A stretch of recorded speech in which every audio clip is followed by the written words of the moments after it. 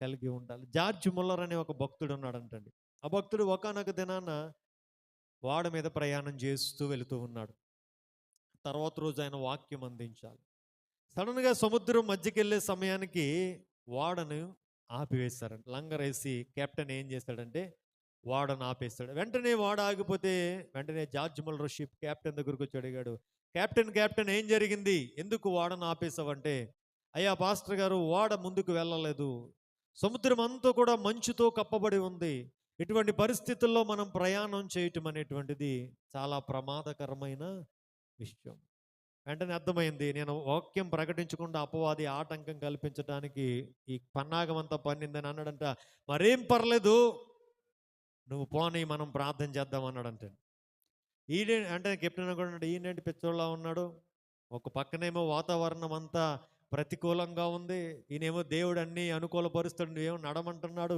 ఒకవేళ షిప్ ఆ మంచులో వెళ్తే నాశనం అయిపోయే అవకాశం కూడా ఉంది, షిప్లో ఉన్న వాళ్ళందరికీ ఇబ్బంది పడవచ్చు అని అంటూ ఉన్నాడని వెంటనే మిల్లర్ అన్నాడంట, రండి మనం ప్రార్థన చేద్దామని మా గురించి ప్రార్థన చేయటం ప్రారంభించారు. అయ్యా నువ్వు చెప్పావు, మీరు ప్రార్థన చేసిన వాటిని ఎలా నమ్మి ఉన్నారని మీరు నమ్మితే మీరు ఏం ప్రార్థన చేస్తారో దాన్ని అనుగ్రహిస్తానని, అదిగో రేపు నాకు వాక్యం చెప్పడానికి నువ్వు అవకాశం ఇచ్చావు, కానీ వాక్యం ప్రకటించకుండా ఒక ప్రతికూలత నా ముందుంది.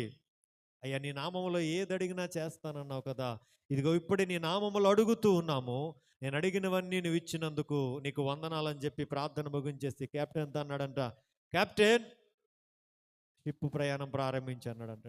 ఆగైతే నేను ఒకసారి వెళ్ళి ఆ మంచి విడిపోయిందో లేదో చూసి వస్తాను, నువ్వేం చూడవసరం వద్దు, షిప్ పోని అన్నాడంట. ఈ పాస్టర్ గారు బాధ భరించలేక ఆ కెప్టెన్ షిప్ని పానవటం ప్రారంభించాడంటే, షిప్ అలా వెళ్తూ వెళ్తూ ఉండగా దేవుడు ఆ మంచు అంతటిని ఏం చేశాడు అంటే తొలగించి వేసి ఒక మార్గాన్ని సిద్ధపరిచాడు. చూడండి, దేవుడిచ్చిన వాగ్దానాల మీద మనము విశ్వాసం ఉంచి, ఆ వాగ్దానాల మీద నమ్మిక ఉంచి మనము వాగ్దానాల వైపే మన దృష్టిని కేంద్రీకరించగలిగితే దేవుడు ఏం చేస్తాడంటే విశ్వాసము ద్వారా గొప్ప కార్యాలు, ఎంత గొప్ప అగ్ని బాణాలు అపవాది సంధించిన ఒక్క బాణము కూడా దేవుడు మనకి ఏం చేయనివ్వడు అంటే తగలనివ్వడండి. ఆయన తన గాయపడ్డ చేతిని మనకి తోడుగా ఉంచుతాడు, విజయ తీరానికి మనల్ని నడిపిస్తాడు. కాబట్టి